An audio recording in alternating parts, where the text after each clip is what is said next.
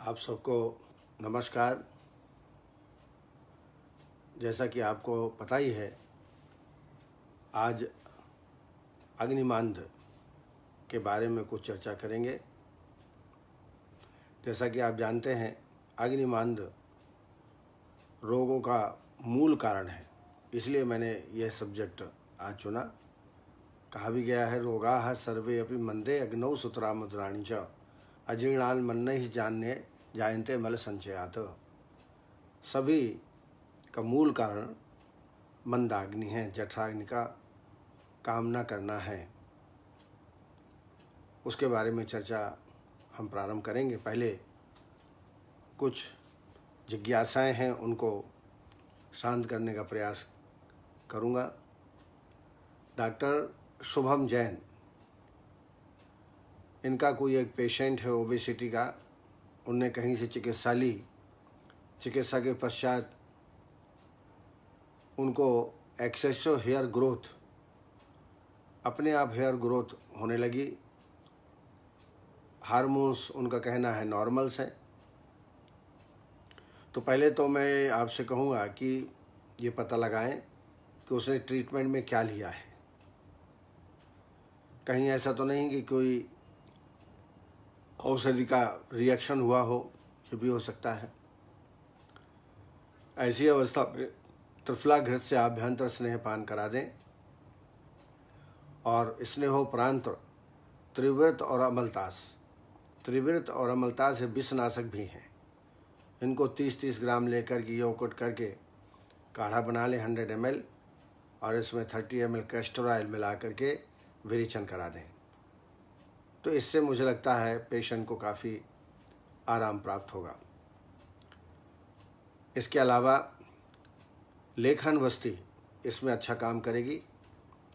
लेखन वस्ती में मैं कई बार आपको बता चुका हूँ, त्रिफला, गिलोय, वायविडंग, इनका काढ़ा 300 बना करके 50 ml गोमूत्र और 50 ml शहद मिला करके विधिवत बस्ती देवें तो निश्चित रूप से इसमें कुछ आराम प्राप्त करेंगे। इसके अलावा आरोग्यवर्धनी 2 गोली दिन में 2 बार, हरिद्राखंड 5 ग्राम सुबह शाम को, और पंचनिम्न बटी भी इसमें कार्यकारी सिद्ध होगी। इसका ट्रीटमेंट करें, लेकिन पहले थोड़ा सा पता लगाएं कि ओबेसिटी के लिए उसने ट्रीटमेंट क्या लिया है।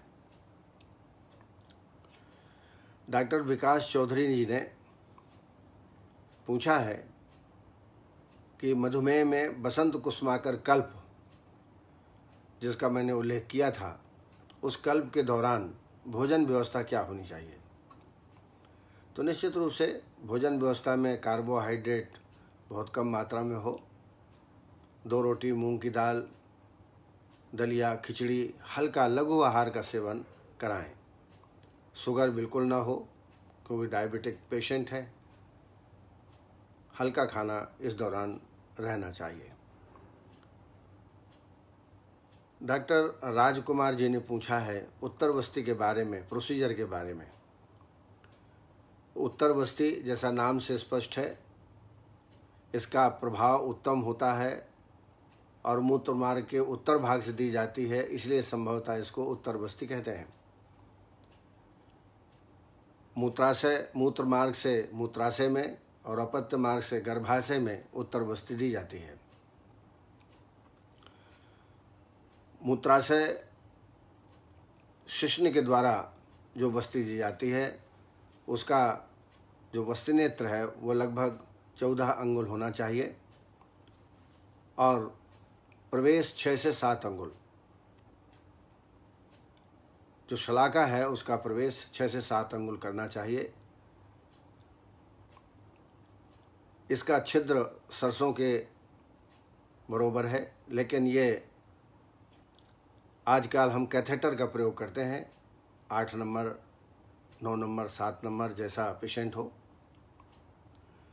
और शास्त्र में तो ये लिखा है कि जब शिश्न को उत्तेजित करें और फिर शलाका डालें, पहले शलाका डाल करके देख लें, मार्ग का परीक्षण कर लें, और उसके बाद फिर कैथेटर डाल करके आप उत्तर वस्ती दे सकते हैं, लेकिन प्रैक्टिकली शिथिल अवस्था में, शिश्न के शिथिल अवस्था में उत्तर वस्ती देना ज़्यादा आसान है। टोटल 14 अंगुल लंबी होनी चाहिए कैथेटर। अंदर जो प्रवेश करना है वो 6 से 7 अंगुल, और इसकी मात्रा है 2 तोला अर्थात 20 ml। 20 ml स्नेह का यदि प्रयोग कर रहे हैं तो 20 ml, और यदि निरूह वस्ती दे रहे हैं तो 40 ml तक आप दे सकते हैं। उत्तर वस्ती जो स्त्रियों में दी जाती है उसमें जो वस्त्र नेत्र का प्रयोग होता है वो लगभग 10 अंगुल होता है, और 4 अंगुल ही अपत्य मार्ग से अंदर डालना चाहिए। लेकिन पहले शलाका से, यूट्राइन शलाका से मार्ग को परीक्षण कर लें, स्पेक्यूलम से चेक कर लें, और फिर कैथेटर को 4 अंगुल प्रवेश करके और उत्तर वस्ती दी जा सकती है। इसकी मात्रा 10 ml से 20 ml। सुश्रुत कहते हैं कि 2 तोला तक हम दे सकते हैं स्नेह यदि दे रहे हैं तो, और निरूह दे रहे हैं तो 4 तोला तक दे सकते हैं। लेकिन प्रैक्टिकली आप 10 से 20 ml स्नेह वस्ती और 30 से 40 ml निरूह वस्ती का प्रयोग आप कर सकते हैं। सावधानी ये रखना है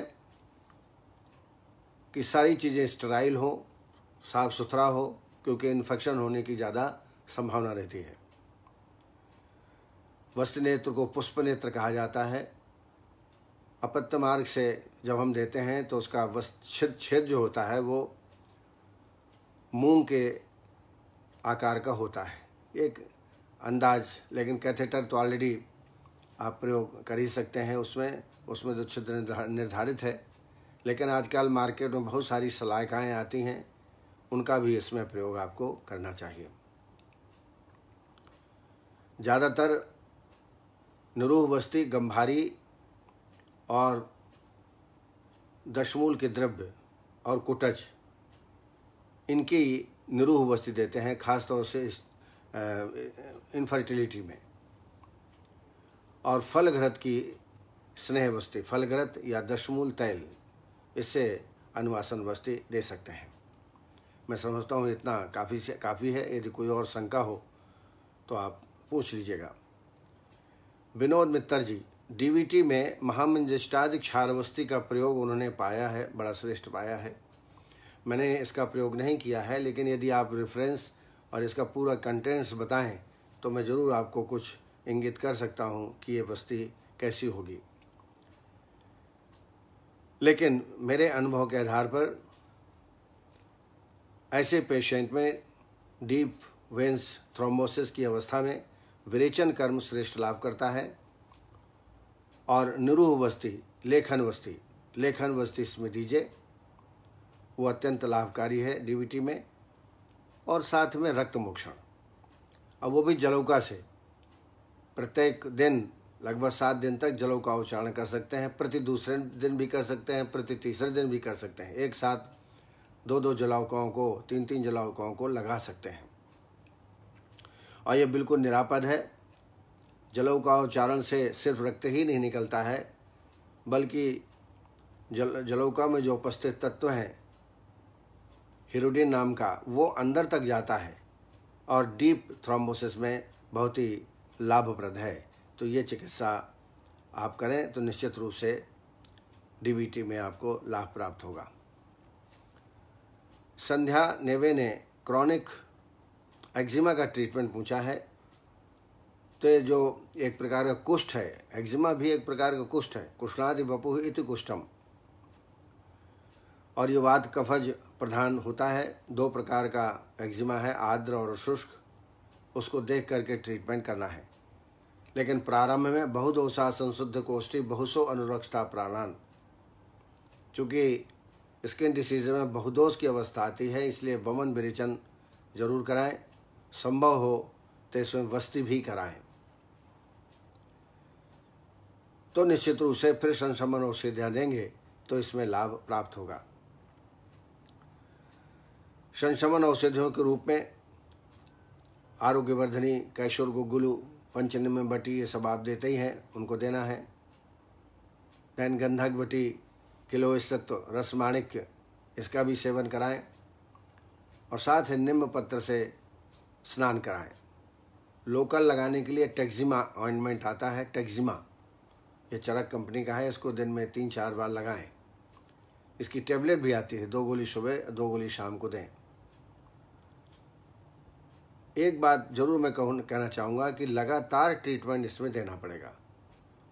3 से 4 महीने आप लगातार ट्रीटमेंट देंगे तो निश्चित रूप से लाभ प्राप्त होगा। थोड़ा आराम मिल जाएगा 1-8 हफ्ते बाद, लेकिन पेशेंट को जब अगर पूरा क्योर करना है तो पंचकर्म कराने के बाद फिर संशमन औषधियों का प्रयोग आप करें। अर्चना जायसवाल जी ने पूछा है टेनिस एल्बो के बारे में, ट्रीटमेंट के बारे में। टेनिस एल्बो,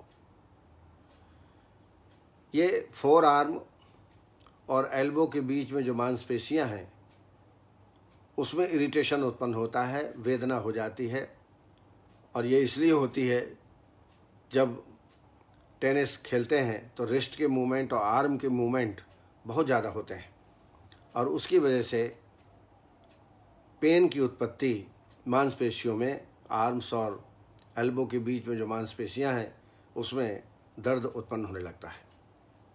तो पहला तो टेस्ट ये है निदानम परिवर्जनम, थोड़ा रेस्ट कराएं। पत्रपिंड श्वेद इसके लिए बहुत उपयोगी रहेगा। पत्रपिंड में निर्गुंडी, एरण्यपत्र और शिग्रू, इनसे पत्रपिंड श्वेद कराएं। पत्रपिंड के बाद फॉलोड बाई नाड़ी श्वेद, और इसमें वस्ती क्रम माधु तैलिक वस्ती, माधु तैलिक वस्ती निरूह वस्ती है। बीच बीच में आवश्यकता पड़ने पर सहचर तेल या दसमूल तेल की अनुवासन वस्ती आप 30 ml की मात्रा में दे सकते हैं। माधु तैले समय स्याताम क्वाथा एरण्य मूलजाः पलार्ध सत्पुष्पायाः ततो वर्ध सैंधवस्या फलेन एकेन संयुक्तः खजेन चाबिलोड़ता देया सुखो सुनोजा माधु तैलिक संग का, ये माधु तैलिक वस्ती है। अगर आपने मेरी किताब प्राप्त कर ली हो उसमें ये उल्लिखित है। इसका प्रयोग आप टेनिस एल्बो में कर सकते हैं। इसके अलावा थोड़ा रेस्ट, जैसा मैंने पहले बताया, रेस्ट जरूर कराएं, खेलना बंद करा दें कुछ दिन के लिए तो निश्चित रूप से ठीक रहेगा। लाक्षादि गुगुल का भी बहुत अच्छा रोल है। लाक्षादि गुगुल, सिंहनादि गुगुलू, और एक योग हम लिगामेंट सिंड्रोम के लिए देते हैं। ये भी एक प्रकार का सिंड्रोम है। इसमें अश्वगंधा 100 ग्राम, शुंठी 50 ग्राम और पिपली 25 ग्राम, इनको एकत्रित कर लें और 1-1 चम्मच दिन में 2 बार लगातार इसका सेवन 4-5 महीना कराएं तो निश्चित रूप से लिगामेंट में जो स्वेलिंग आ गई है, मसल्स में जो स्वेलिंग आ गई है, उसमें निश्चित रूप से पेशेंट को आराम प्राप्त होगा। संतोष शर्मा जी ने पित्ताश्मरी के ट्रीटमेंट के बारे में पूछा है। पित्ताश्मरी, पित्ताश्मरी में लाइन ऑफ ट्रीटमेंट है तो पहले विरेचन कराइए। विरेचन कराने के बाद वरुणादिक्वाथ का सेवन करावें, इससे बड़ा लाभ होता है। इसके अलावा पाषाण वज्र रस 125 मिलीग्राम, श्वेत परपटी 250 मिलीग्राम और यवक्षार 250 मिलीग्राम, इन तीनों को मिला करके शहद के साथ दिन में 3 या 4 बार चाटन करवाएं। चंद्रप्रभा बटी और शिग्रू चूर्ण, शिग्रू चूर्ण बड़ा उपयोगी है। शिग्रू चूर्ण 1 चम्मच सुबह शाम को, और औरपत्ती का चूर्ण भी रात्रि में दें सोते टाइम, ताकि वायु का अनुलोमन अच्छा रहे, मोशन भी क्लियर हो। उषा तवानी, इन्होंने ब्लैक एंड रेड मोल के बारे में पूछा है। जैसा कि आप जानते हैं स्किन में मोल्स पैदा होते हैं। ये इनका वर्ण जो है सामान्यतः ब्राउन और ब्लैक होता है, कभी कभी येलो रेड कलर भी हो सकते हैं। इनको हम बेनाइन स्किन ट्यूमर भी कहते हैं, बेनाइन स्किन ट्यूमर भी कहा जाता है। रेड मोल में यदि वेदना या कंडू हो तो स्किन का जो ट्रीटमेंट, लाइन ऑफ ट्रीटमेंट है वो देना चाहिए। सामान्य भाषा में इनको हम तिल, व्यंग या मत्स्य के अंतर्गत इनका अंतर्भाव कर सकते हैं। तो इसमें स्किन डिसीज़ के लिए सबसे पहले वमन, विरेचन ये जरूर कराएं। फिर इसके बाद पंचनिम्न बटी, कांचनादि बटी दिन में 2-2 बार, 2-2 गोली दिन में 2 बार देवें। अंत में लेखन वस्ती का भी प्रयोग करें। लेखन वस्ती इसके लिए बड़ी उपयोगी ट्रीटमेंट हो सकती है। और ये ध्यान रखें कि उसको बार बार छुएं नहीं मोल को, न खुजली करें, नहीं तो वह और इरिटेट होता है। ये ध्यान आपको रखना है। डॉक्टर मोनिका शैलेश स्वामी जी ने पूछा है, फेस में कॉस्मेटिक लगाने पर एलर्जी हो जाए तो क्या ट्रीटमेंट देना चाहिए? तो सबसे पहले आप शोधन क्रिया करें, वमन न करा के सिर्फ विरेचन करा दें। इसमें विरेचन कराने के बाद फिर औषधियाँ देवें, जैसे हरिद्राखंड 5 ग्राम दिन में 2 बार, और आर्टिप्लेक्स लोशन और मोहा लोशन, ये चरक के हैं दोनों, आर्टिप्लेक्स और मोहा, दोनों मिला करके दिन में 2-3 बार लगाएं। रात्रि में सोते टाइम जरूर लगाएं। इसके अलावा आर्टिप्लेक्स कैप्सूल भी इसमें प्रयोग कर सकते हैं, 2-2 कैप्सूल दिन में 2 बार, आरोग्यवर्धनी, 2 सुबह 2 शाम को। लेकिन पहले विरेचन जरूर कराएं, उसके बाद फिर संशमन ट्रीटमेंट प्रारंभ करें। आनंद आयुर्वेद वालों ने फेस में जो झाई हो जाती हैं, कालापन हो जाता है, उसके लिए क्या करें? यह भी स्किन डिसीज़ है। इसमें आप वमन, विरेचन और वस्त्र तीनों कराएं, क्योंकि ये बहुत जल्दी जाती नहीं है, बहुत ही कष्टसाध्य व्याधि है। और शोधन कराने के पश्चात फिर तगर, मजीठ और चारोली, तगर, मजीठ, चारोली और ग्लिसरीन, इनका लेप तैयार करें और रात्रि में सोते टाइम सुबह लगा दें। रात भर लगे रहे, सुबह उष्ण जल से इसका प्रक्षालन कर लें। इसके अलावा हल्दी, तगर और मक्खन, हल्दी, तगर और मक्खन, ऐसा अल्टरनेट जो मैंने पहले लेप बताया आपको, तगर, मजीठ, चारोली और ग्लिसरीन, एक दिन लगाएं, दूसरे दिन हल्दी, तगर और मक्खन का लेप लगाएं, उपटन करें। इससे लगभग 1 महीने के ट्रीटमेंट में बहुत ही आराम प्राप्त होगा। पंचनिम्न बटी, आरोग्यवर्धनी, इसमें प्रयोग करें। साथ में नस्यकर्म का भी इसमें उपयोग अच्छा है। षडबिंदु तैल प्रत्येक तीसरे दिन, 2 दिन अणु तैल 4-4 बूंद और षडबिंदु 6-6 बूंद, 2 दिन स्नेह नस्य अणु तैल से, और तीसरे दिन षडबिंदु तैल जो कि स्नेहन शोधन है। ऐसा 21 दिन का कोर्स नस्य का देवें, तो इससे निश्चित रूप से रोगी को लाभ प्राप्त होगा। शिल्पा पालस्कर जी ने आँखों के नीचे ब्लैक सर्कल हो जाते हैं, एक कॉमन व्याधि है, बहुत लोगों को हो जाता है।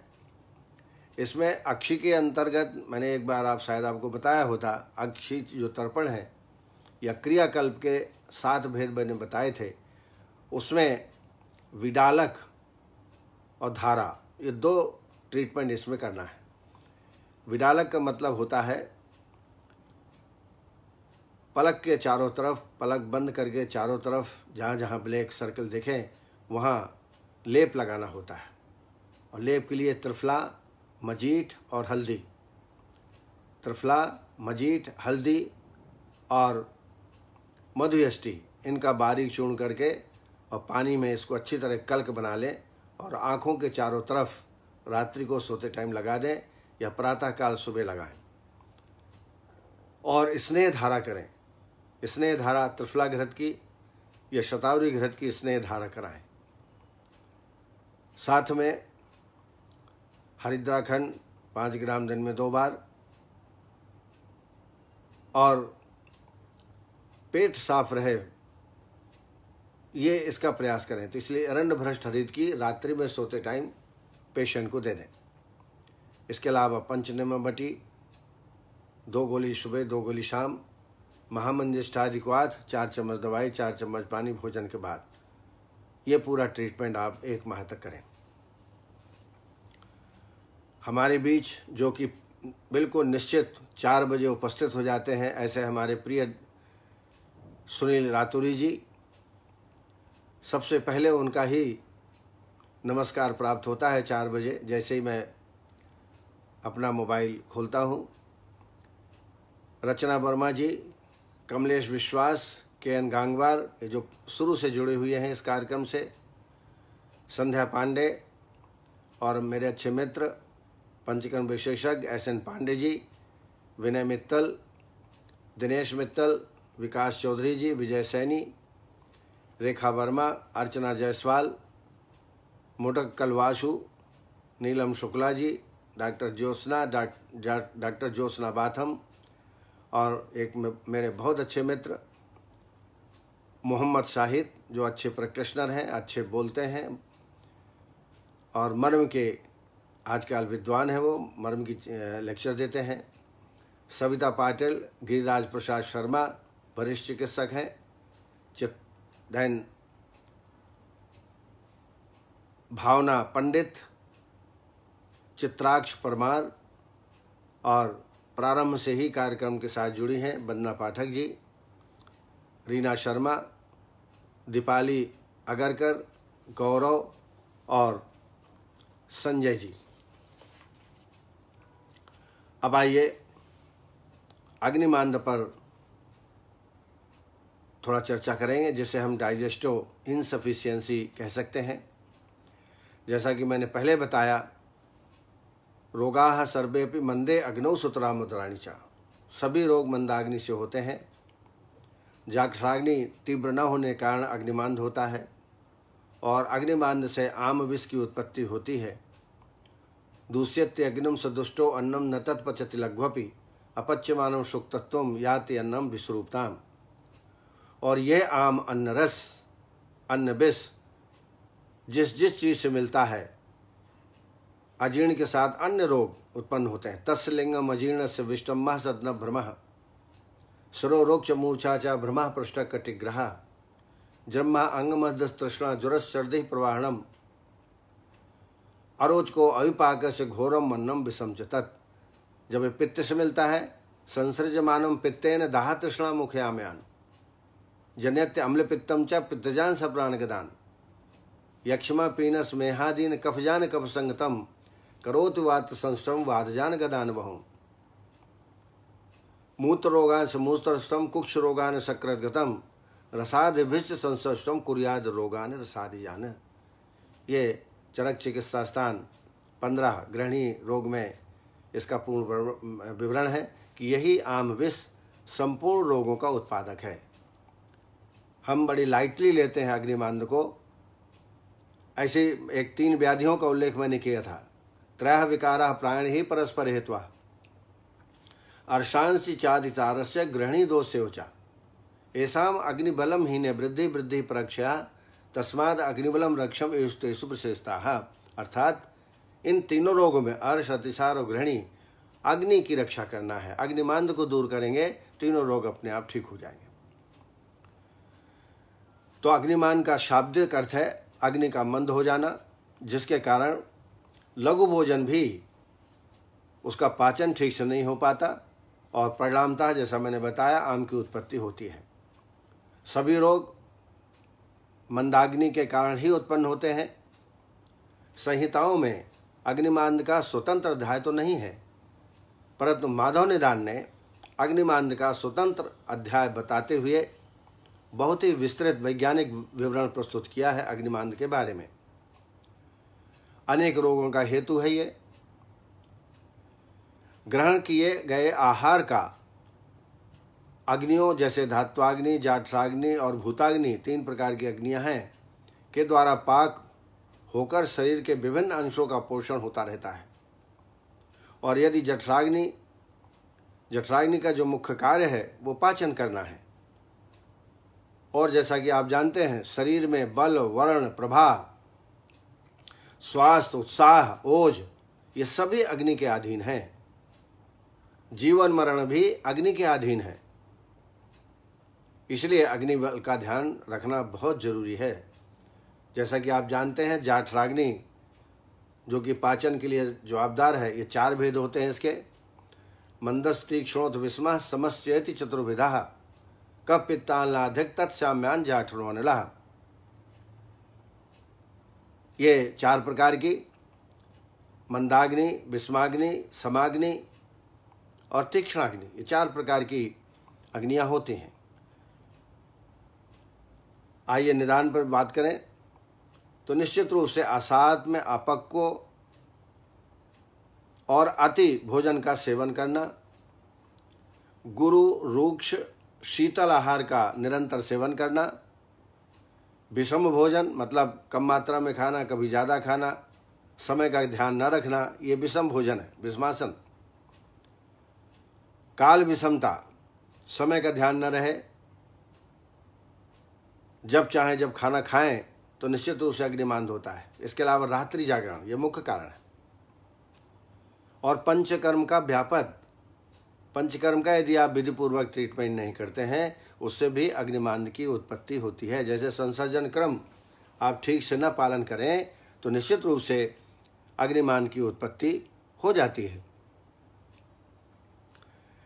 इसके अलावा वेग विधारण, और ये एक प्रकार का चिरकालीन व्याधि है, 1-2 दिन में पैदा नहीं होती है।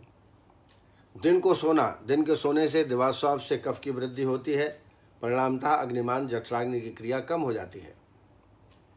इसके अलावा ईर्ष्या, शोक, लोभ, मोह, चिंतन, मानसिक विकार, इससे भी अग्निमांद होता है।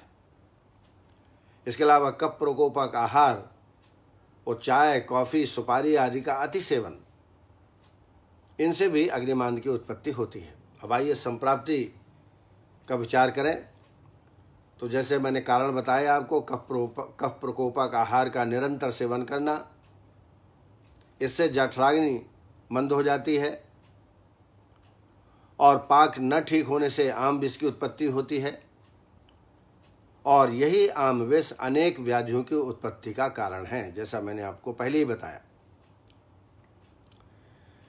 इसके भेद तो वात 3 प्रकार के हैं, वातज, पित्तज, कफज, 3 प्रकार का अग्निमांद होता है। लक्षणों को अनुसार से देखें तो दोनों दोषानुसार लक्षण ज्ञात करने का प्रयास करते हैं ताकि चिकित्सा में हमको सौकर्य प्राप्त हो। वातज अग्निमांद, इसमें उदरशूल, आधमान, मलावरोध अर्थात विबंध, कॉन्स्टिपेशन, तोद, सुई के चुभोने जैसी वेदना उदर में होना, मुख का सूखना, दुर्बलता और अंग गौरव, अंग वेदना, ये लक्षण वातज अग्निमांद के हैं।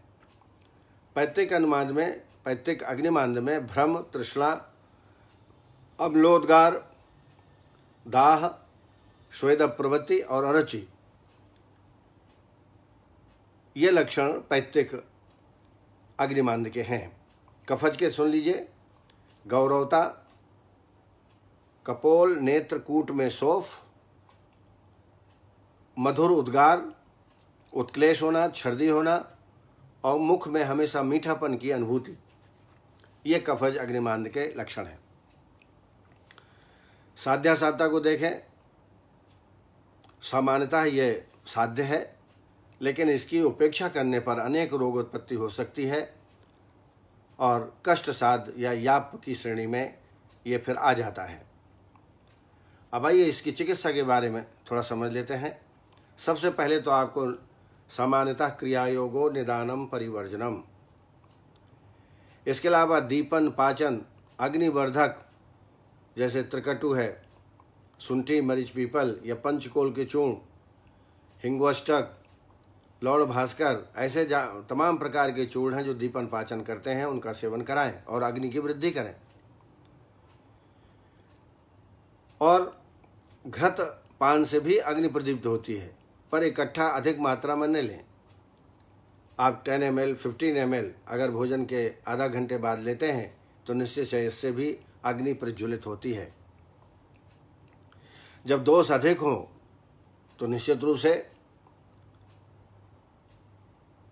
तत्र लंघनम अल्पबल दोषाणाम मध्यबल दोषाणाम और पुनः दोषावशेषण एवं कार्यम, यदि दोष की वृद्धि हो तो निश्चित रूप से आपको वमन विरेचन करा देना चाहिए। वमन विरेचन और वस्ति, इससे निश्चित रूप से पूरा सिस्टम साफ हो जाएगा। बाद में हम संसर्जन क्रम करेंगे तब अग्नि की वृद्धि हो जाएगी। इसलिए वमन, विरेचन और वस्ति, वस्ति में एरन मूल आदि वस्ति का प्रयोग आप संशोधनार्थ कर सकते हैं। तो इस तरीके से संशोधन करने के पश्चात फिर दीपन पाचन औषधियाँ चूर्णों में, जैसे लवण भास्कर चूर्ण 1-1 चम्मच दिन में 2 बार भोजन के पहले, हिंगोष्टक चूर्ण 5 ग्राम दोपहर, 5 ग्राम शाम को। भोजन के साथ साथ फर्स्ट कवल में ही हिंगोष्टक चूर्ण का सेवन कराएं। हिंगोष्टक चूर्ण में यदि थोड़ा सा घृत मिला करके लें और फिर भोजन करें। इसके अलावा सैंधवादि चूर्ण, अग्निमुख चूर्ण, दादिमाष्टक चूर्ण, अष्टांग लवण, ऐसे बहुत सारे दीपन पाचन के लिए चूर्ण हैं जिनका प्रयोग आप पेशेंट को करें। एक साथ लेकिन 2 से ज़्यादा चूर्ण न देवें, अदल बदल के ट्रीटमेंट करें ताकि पेशेंट आपके साथ बना रहे, ये ध्यान में रखें। बटियों में गंधक बटी और जहाँ उदरशूल भी हो, तोद हो, आधमान हो, वहाँ शंख बटी का प्रयोग करें। चित्रकादि बटी भोजन के पहले 2-2 गोली दिन में 2 बार सेवन कराएं पाचनार्थ। लौंगादि बटी भी दीपन पाचन है। जाति फलादि बटी, इतनी सारी बटियां हैं, इनका अलग अलग ढंग से आप प्रयोग करें। काढ़ों में फलत्रिकादि क्वाथ, आसो अरिष्ट में अमृतारिष्ट और कुमारी आसो, इनका प्रयोग आप 2-2 चम्मच और 2-2 चम्मच पानी भोजन के बाद आप कर सकते हैं। अग्नितुंडी बटी, ये भी बहुत अच्छी मेडिसिन है, इसका भी सेवन आप कराएं। कुछ मैं अपने अनुभव आपके साथ शेयर करूंगा। एक योग है चित्रक, गुड़ और हरड़। चित्रक, गुड़ और हरड़। चित्रक 5 ग्राम, गुड़ 5 ग्राम और छोटी हरड़ चूर्ण 5 ग्राम, तीनों को मिला लें और भोजन के आधा घंटे पहले दोपहर और शाम का सेवन करें। इससे तत्काल अग्नि की वृद्धि होती है। दूसरा एक योग है सुंठी, मरीच, पीपल, दंती, त्रिव्रत, चित्रक, पिपली और गुड़। फिर से मैं रिपीट करता हूँ, सुंठी, मरीच, पीपल, दंती, त्रिव्रत, चित्रक, पिपली मूल और गुड़ समान मात्रा में लेकर के और इसकी बटी बना लें। 2-2 बटी भोजन के आधा घंटे पहले इसका सेवन करें गर्म पानी के साथ। ये भी अग्निमांद को दूर करता है। आभ्यंतर स्नेहपान के लिए यदि आप वमन विरेचन कराते हैं तो उसके लिए त्रिउष्णाद घृत अधिक उपयोगी होता है। इसमें त्रिफला, त्रिकटु, त्रिमद और गुड़, त्रिफला, त्रिकटु, त्रिमद और गुड़, इसे सिद्ध किया जाता है घृत। इसका नाम है त्रिउष्णाद घृत। दूसरा है अग्निघृत और मुस्ता सठ फल घृत, इसका भी प्रयोग कर सकते हैं, लेकिन ये बाजार में उपलब्ध नहीं हो पाते, सब बनाना पड़ता है। त्रिउष्णाद घृत भी नहीं मिल पाएगा। ऐसी अवस्था में आप त्रिफला घृत का प्रयोग कर सकते हैं। औषधियों में, रस औषधियों में अजीर्ण कंटक रस 125 मिलीग्राम, रामबाण रस 125 मिलीग्राम और लवण भास्कर 2.5 ग्राम। अजीर्ण कंटक 125, रामबाण 125, लवण भास्कर 2.5 ग्राम। ऐसे दिन में 2 या 3 मात्राएं गर्म पानी के साथ सेवन कराएं। दूसरा एक रस योग है अग्निकुमार रस 125 मिलीग्राम, कृव्यादि रस 125 मिलीग्राम और अग्नि संदीपन रस, फिर से मैं बोलता हूँ, अग्निकुमार रस 125 मिलीग्राम, कृव्यादि रस 125 मिलीग्राम, अग्नि संदीपन रस 125 मिलीग्राम। ऐसी दिन में 2 मात्राएं भोजन के पूर्व आधा घंटा 10 मिनट पहले देवें तो अच्छा है। तीसरा एक योग है अग्नि कुमार रस, शंख भस्म। ये सिम्टम के आधार पर आप योग बना सकते हैं। जैसे जिसमें आदमान हो, सूची वेदन जैसे वेदना हो, तो ऐसे अवस्था में अग्नि कुमार रस 250 मिलीग्राम, शंख भस्म 250 मिलीग्राम या शंख बटी भी इसमें मिला सकते हैं, और अग्नि संदीपन चूर्ण 5 ग्राम। ये दिन में 2 या 3 बार शहद के साथ या गर्म पानी के साथ सेवन कराएं। और रात्रि में सोते समय रोजाना अभिपत्ति कर चूर्ण देवें। इसमें कुटकी प्रधान रहती है, तो हल्का इसमें रेचन भी होता है। एक बार मोशन बढ़िया हो जाता है। जब मोशन अच्छा होगा, अपान वायु की गति अच्छी होगी, तो निश्चित है उदान वायु भी श्रेष्ठ होगी, फिर भूख भी अच्छी लगेगी और अग्निमांद जाता रहेगा। इस तरीके से मैंने कुछ अनुभव आपके साथ शेयर किए। आशा है आप लोगों ने कुछ ना कुछ तो जरूर सीखा होगा। इसी प्रकार आप बने रहें। कल फिर हम 4 बजे आपके समक्ष हाजिर होंगे। तब तक के लिए नमस्कार, बहुत बहुत धन्यवाद। जय आयुर्वेद।